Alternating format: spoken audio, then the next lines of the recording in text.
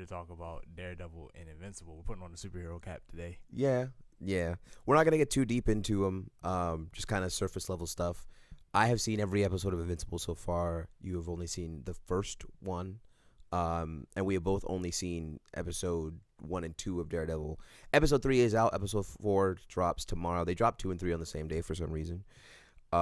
Which, if I had known that, like, you told me that, but I had forgotten. Like, if I had actively known that, I would have watched them both. Right. But I didn't that night, and then not remembering that there was another one out, I just didn't go back and watch it, and then I didn't have time before that. Right. Yeah. So, well, we can start with Invincible because that's shorter. Since we have only collectively we have only seen the first episode. It is shorter, but I fear I might have more to say. Interesting. I might not. Let's hear your thoughts. Well, it's pretty obvious that episode 1 is traditional trolley problem. So already there, you already know I have thoughts about that kind of thing. Sure. So I didn't realize they were going for that until he actually like does what he does. Spoilers. I don't think there's any. Is there any value in not talking about it? No, I mean, I say we let people know that this is going to be a spoiler discussion for both of these shows, and then we talk openly about our thoughts. Gotcha. Spoilers for episode 1 of Invincible and episode 1 and 2 of season 2 of Daredevil. We're on Invincible right now, so spoilers for episode 1 of Invincible season 4.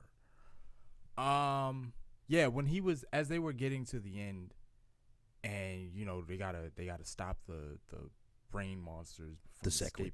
The Sequids. I was like, oh, he's gonna kill that guy, and then he kills that guy,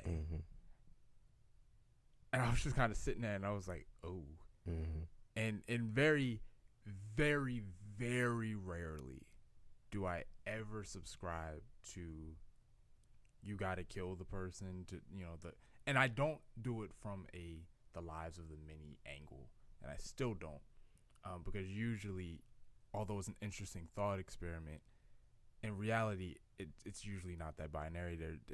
The choice is more akin to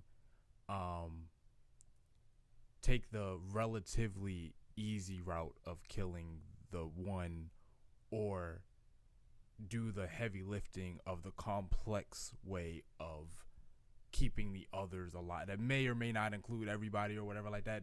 There is a solution here. It's just not necessarily a practical one. So that's how it usually manifests. And because that's how it usually manifests, I think that you don't sacrifice the fewer lives just because it's easier. But in this particular case, it was like, no, this is actually like somebody has to die here, or the world is done. And obviously, the fallout of that, where Mark is in episode 2, but I'm not at the moment. So I'm like, I don't know how you're gonna respond to that. But if this season doesn't give us, and I haven't read the comic that much. I've read like the first 3 issues, so I'm nowhere near where the show is. Let's say I haven't read the comic at all. I just know of one key event that happens in the show. Word. If this season does not take us down the maybe Mark understands a little more Nolan or Omni-Man, or whatever you want to call him, then I think that's a waste. Because Nolan's whole thing is that he's not evil in the traditional sense. Like, he feels an obligation to his people. This is what his people do. Like, it's like serving your country. You know what I mean? And it's like, I was supposed to conquer the planet, and that's what we did. It's for the survival of my people, and blah blah blah. And Mark he killed one person to protect his people. It is, numbers wise, one people and millions of people is a big difference. But if you can justify the one, eventually you start to build up a body count. So I would hope that we get into some Mark Nolan, whatever. I'm kind of over Nolan not being in the show. Like, he's always been in the show, but peripherally. I'm kind of over that. It's time to fold him back into the main. I mean, he was a pretty big part of season 3.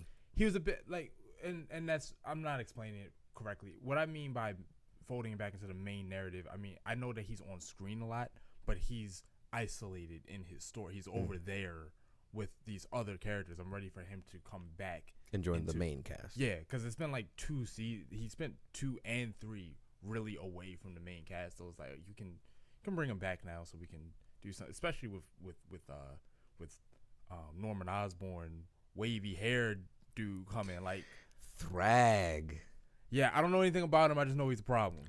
I'm not gonna get into too much, just so I don't spoil it for you, but they do, as you can expect, they do kind of address the elephant in the room of Mark killing that guy. And Nolan's story is going to pick up in this season. I am currently on episode 5, so I have seen the big thing that people are talking about now, which is kind of like the mid-season. There's no mid-season break here. We're going to get the next episode on Wednesday. But kind of like the mid-season, like, oh, okay, it's about to get real. Because there's only 8 episodes. So, we're kind of at that, hey, we're going to start cleaning some stuff up. It's interesting. The first 4 episodes, in a weird sense, are kind of like slice of life, in that they have a connecting narrative, but it's real setup. And then you get to episode 5, and it's like, oh, hey, let's get started. To be honest, that's kind of always been one thing that I've not liked about the show. And I don't know that I would call it a negative, like, objectively. Mm-hmm. I think I would call it it's negative for me personally. Yeah. Invincible has always felt a little disjointed. Yeah, it's very villain of the week until it's not anymore. Yeah, but even sometimes with it doesn't always feel like there's that through line. Sometimes, like with I know these guys, the Cichlids have been kind of building up in the background, since season 1. Mm-hmm. So it's not like this episode is out of nowhere, right? But they were so in the background, and I'm not somebody who's rewatched this show. I've watched the seasons as they come out, and I haven't really revisited them. So like for someone like me, I'm like I really didn't remember what was going on. Like I remembered when they first showed up in season 1, because they were very unsettling for me. So I never forgot that. And I remember that they got off Mars. Mm-hmm. And I know that they've appeared at other times. I don't remember that. Like it's just been so far removed, and then to just throw them back in, it felt kind of the Long Night, not in the sense that the Long Night wasn't built to, because it was in Game of Thrones, but I mean in the sense that after all that build up, we were done in a day, and it was like it was over. Yeah. Invincible does have, if you call it an issue, then it's an issue. But Invincible does have a trend where they will set up pieces, right? And they kind of treat the show like it's a bit of a puzzle, where you set down this piece and you're like, okay, I'm going to build this stuff around it, and we'll get to this part of the puzzle later.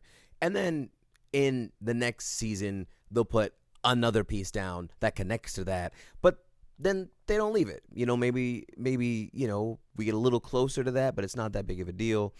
And then all of a sudden, now we're working on this thing. So I definitely understand what you mean when you say that it's disjointed. I imagine it's a lot more satisfying for people who are either much more familiar with it because of the comics, or do go back and rewatch it, and so it's fresher in their minds. It's just the show has never appealed enough to me to rewatch like that. Sure. That's not to say it's bad. It's not to say I didn't enjoy it, but it's just not. It's not impactful enough. Sure. For me to do that, and unfortunately, the fact that I don't do that with this show actually detracts from it a little bit as a viewer. It kind of begs you to do that if you really want to be in the know, Yeah, either that, or at least have some sort of background knowledge of the source material, which I don't. So I really appreciate just kind of going in blind. Um, To their credit, they do give you last time on Dragon Ball Z, so I at least have to yeah, give them that. yeah, But like when last time was last season before, it's like I understand that you're telling me academically, yeah, but it's like I yeah. don't know what you're talking about, bro. And like perfect example, and this mild spoiler for you guys, but I've already talked to him about it, so he knows.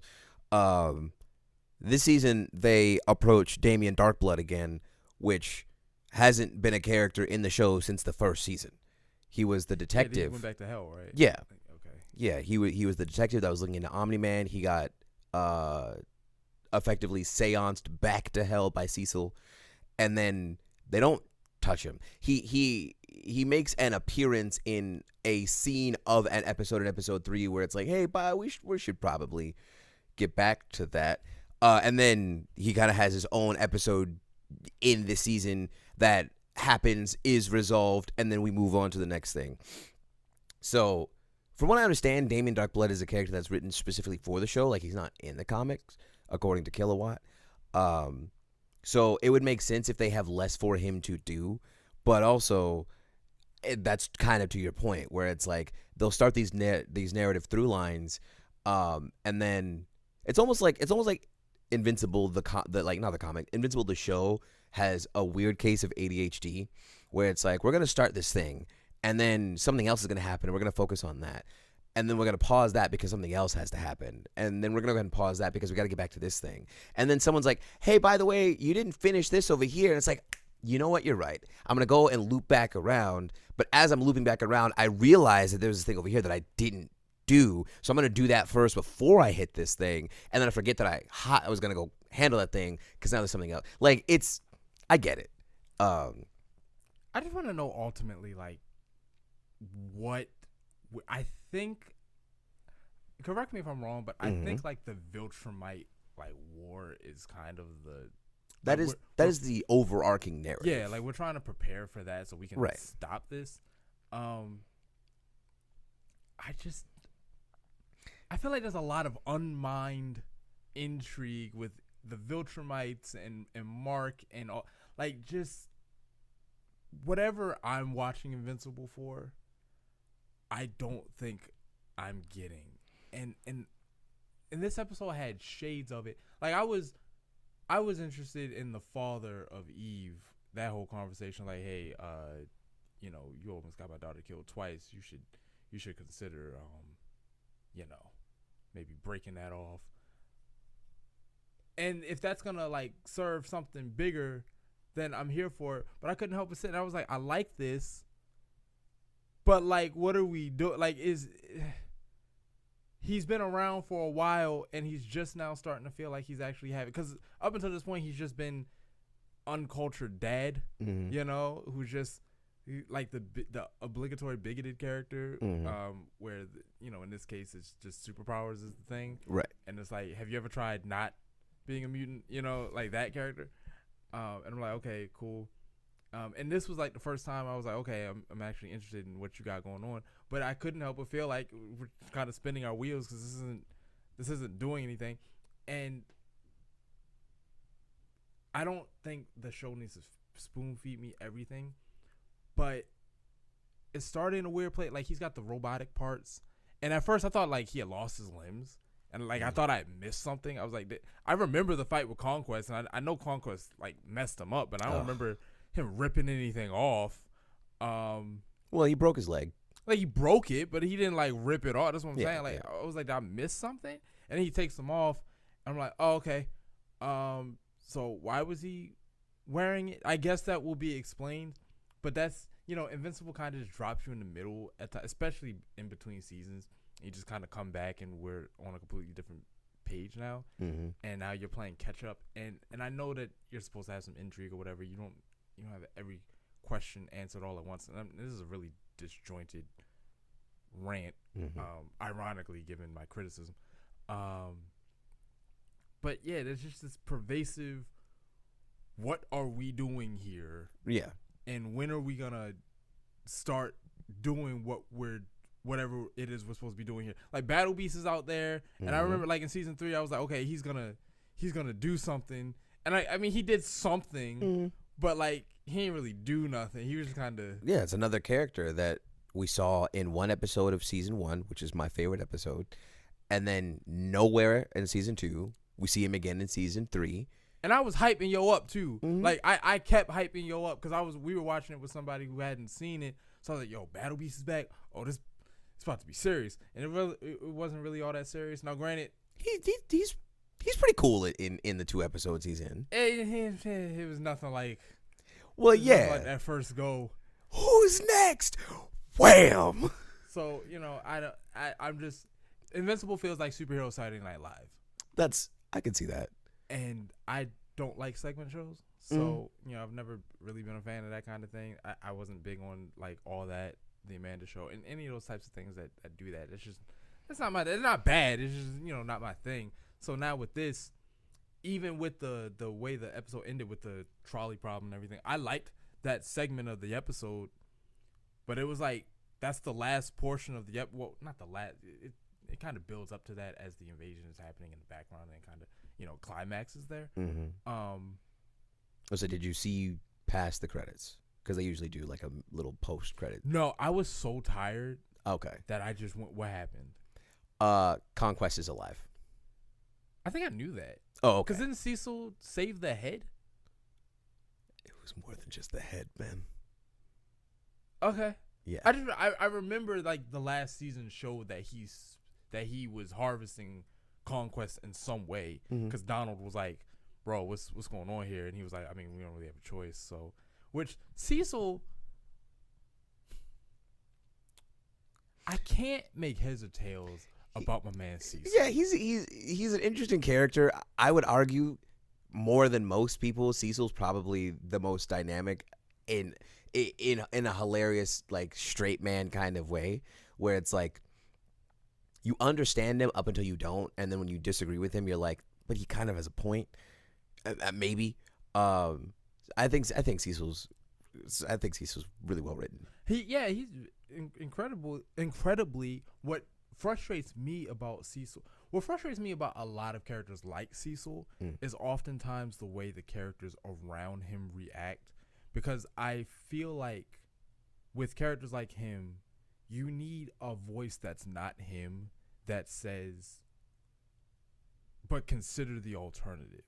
Like the fact that the Guardians collectively are like, hey, don't try that crap that you tried with Mark. And I'm like, excuse me. Do y'all really think that it's a bad idea to have safeguards against the most powerful people of the planet? Like, I don't understand that. We have those safeguards in place for regular people. Right. If like there are jobs you can't get if you present too much of a security risk. There are promotions you can't get within the like if you're in the CIA or something like that, and you're having financial troubles, that can impact your ability to advance because they look at you and it's like any criminal or whatever who can entice you with a payoff or whatever like that. You're more susceptible. Yeah, you're compromised. So we can't let you whatever.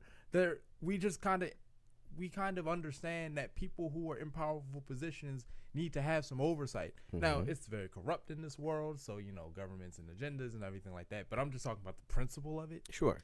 And I feel like when Cecil is delving into these morally gray areas with things like that,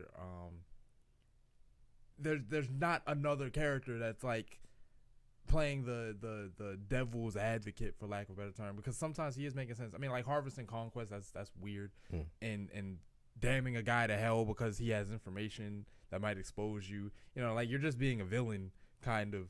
But other times it's just like I am responsible for the fate of the earth, and that's messy at times. I want to get your thoughts on something because I'm pretty sure this happened in episode 1, and if it didn't, well, mild spoilers. When formerly named Rudy, now named Rex, talks to Cecil and is like, hey, I get that Britt is your guy, but also I have the most amount of experience. I'm also the smartest on the team. You should let me be the leader of the Guardians. And Cecil says, you have to earn my trust back because you left the Guardians. There's a part of me that's like, Cecil, I don't feel like that's deserved for you to say. But listening to you explain, I want to know what your thoughts are on that. So I will say, my gut reaction when he first said it, I was like, you can't be the guy talking about trust. Right. That was my gut reaction. Right.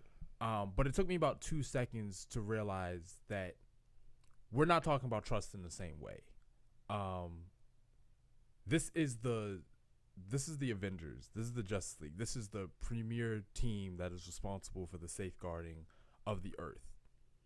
You cannot put a person in charge that represents a risk that one day he might just walk out and leave your team in disarray. Like, there's too much responsibility and too much importance in what they do and what they are expected to be able to do at a moment's notice for me to be sitting around worried that one disagreement, and it was a major disagreement. It's not like he walked out because they ran out of Doritos, but that we don't see eye to eye, and suddenly you're abandoning the ship, because that means that the captain of the police force, the captain of the military, the captain of the CIA, the captain of the I save people for a living just left. So like now when that building is on fire, little Timmy is sitting there burning alive because you don't like your boss.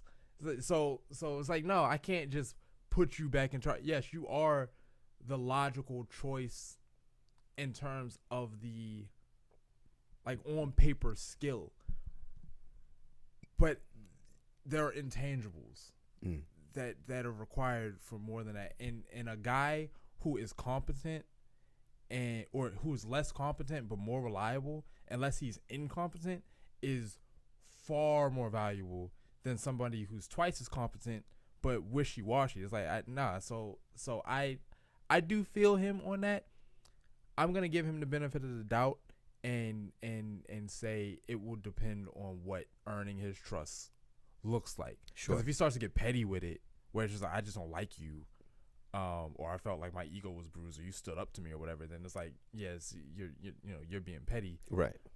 But if it really just is, this is the security, this business, this for the security of the world, and it's just best to have reliability. Then I mean, yeah, because you can be the consultant, you can be the advisor to the leader or whatever without being the leader. You still have all that information, and Britt should have the wisdom to know that he should listen to his subordinates, because all of them are experts in different fields. Yeah, except he doesn't particularly care to listen to robots. So I did get the vibe that might be an issue, because I think something happened during that invasion. Yeah, because Robot was like, hey, I detect that there are things underground that we should probably go take care of. And Britt was like, how about you stay above ground and don't worry about that? So Rex dismantles from the suit, goes underground, and does all that. Which then Britt later on in the episode is like, hey, when I give you an order, do the order. And it's like, but I just saved the mission. He's like, I didn't ask you all that. Yeah, so that's a fine line to walk, because again, on the one hand, an order is an order. When you are part of a group or a team and there's a hierarchy, an order is an order. You going rogue in that context is a very tricky thing, because dissension can get people killed. Yes. On the other hand, I think there's a military term called like fragging. I think it's referred to as fragging, which is the idea that your commander-in-chief has proven to be so incompetent that his direction is actually endangering the mission and your lives, and so you might just kill him. You just drop a live frag grenade, yes.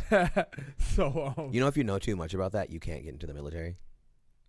I didn't know that. Yes. Well, I don't have any aspirations of getting into the military, so whatever. And if the draft comes back, I know quite a bit about the inner workings of the military, so I will get disqualified on that basis.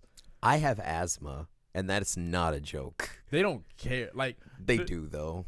They do, but like when they start just reaching for anybody, those things start to go out the window.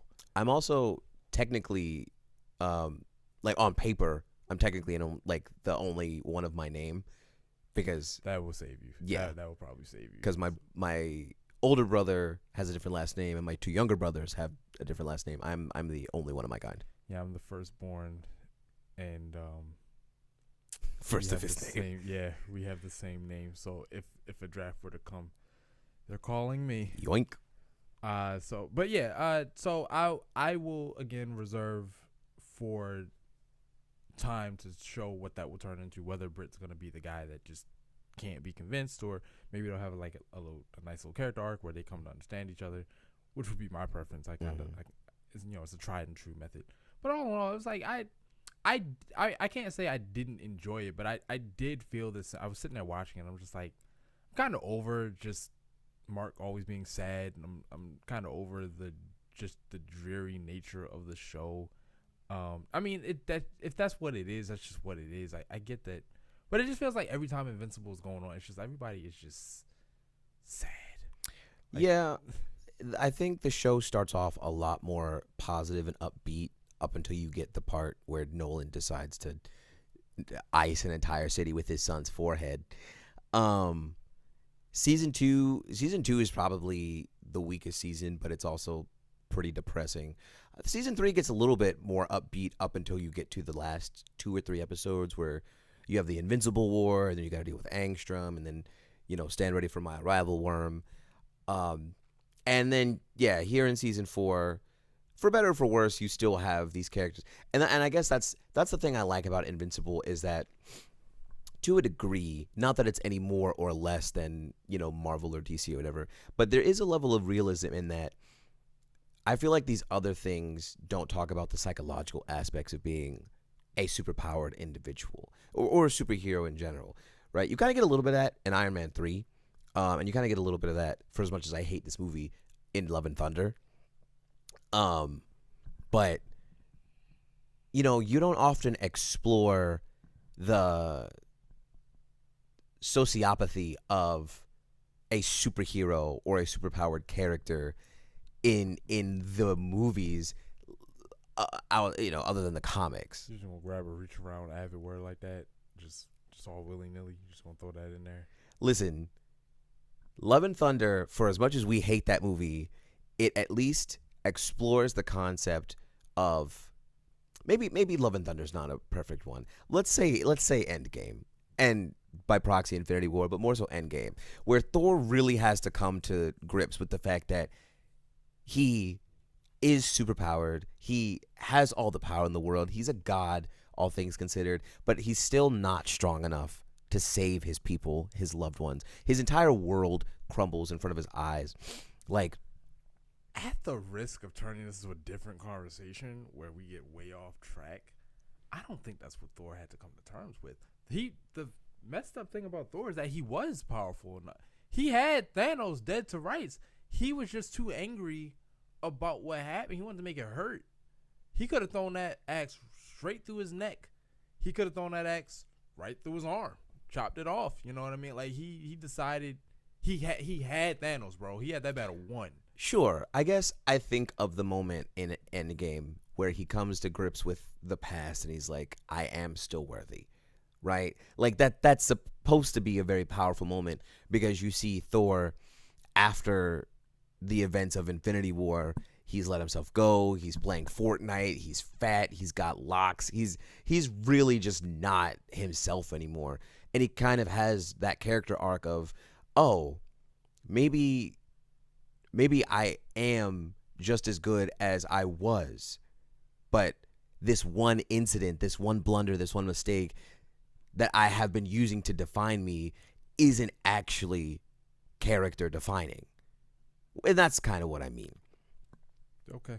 Invincible is doing a lot of that where it's like, hey, what's the psychology of a superhero? I just had to kill for the first time. That's insane. How am I going to handle that? I just watched like my dad beat me into the dirt and then leave. My jaw is all messed up. My eye is blackened. My bones are broken. How do you deal with that, right? With Eve and having to deal with her parents. How do you deal with that? With Rudy back when he was a robot and he was an amorphous blob monster whose body was deteriorating. Like, I kind of like the fact that we get a more human element to our superpowered individuals. But I definitely agree that the show can be a bit melodramatic. It can be a bit dreary. Um, I think that works both for it and against it. And if that is something that you're looking to get through, I got good and bad news for you as these episodes go on. I mean, I've come to expect what I've come to expect from the show. Like, I know guts are gonna spill, and it's gonna be Mark's gonna be sad, and somebody's gonna come through and level the city again. It's just a lot of people are gonna die, and families are gonna be torn apart, and Cecil gonna do something diabolical. Like it's what Invincible is. It's a bingo game. Sure.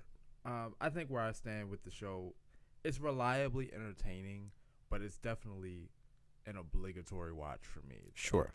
It's on, and it is superhero content, and I'm glad it's unique enough in that way. Mm-hmm. You know, it's better to live in a world where we have something like Invincible than we don't have something like Invincible. Mm. But you know, like here's to another season, and Yeah. that's how I feel about the first episode, and it's really how I feel about Invincible as a whole.